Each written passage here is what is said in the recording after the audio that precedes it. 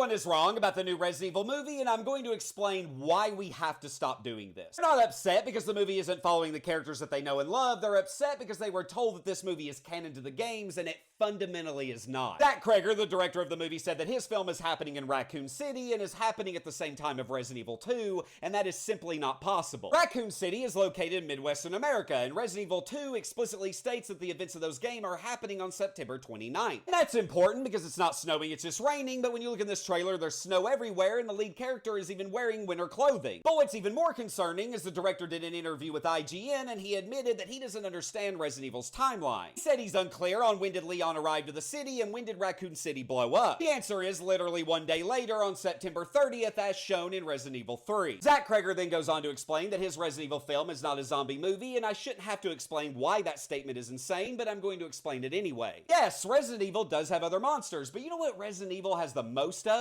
Zombies. The reason why I'm coming in so hot is because for some reason this is something that exclusively happens to the video game community the most, and frankly I'm sick of it. This is the pattern. Every time that Hollywood says they're going to make a movie based off one of your favorite games, and when it comes out not being at all what they said, instead of your feelings being heard and validated, you're told that you are the problem. And if you want the games, then just go play the games and don't go see the movie. But then my question is, then who is this for? Because if we're telling our target audience to not go see the movie, then we're dooming it to fail. I personally don't want any movie to fail, and even with this movie not following the continuity like we were led to believe, I still think it looks great. Faithful or not, I fully believe in Zach Cregger's ability in delivering us another great horror film experience like he always has. All I'm pointing out is that the fans are upset have a right to be upset, and it doesn't mean that they can't set those grievances aside and not still be able to enjoy the movie. After all, we've seen lots of video game adaptations that didn't follow canon and still turned out to be cult classics. That will not happen if we continue to alienate the audience and tell them that this isn't for them and not to go see it. We need to do better. I apologize, my audience, for this not being one of my typical breakdown videos. I'll probably do one of those later on, but I just had to get this off my chest. Please let me know in the comments down below what are your thoughts on the new Resident Evil movie, because I'm far more interested in what you have to say. Are you nervous, excited, maybe a little bit of both?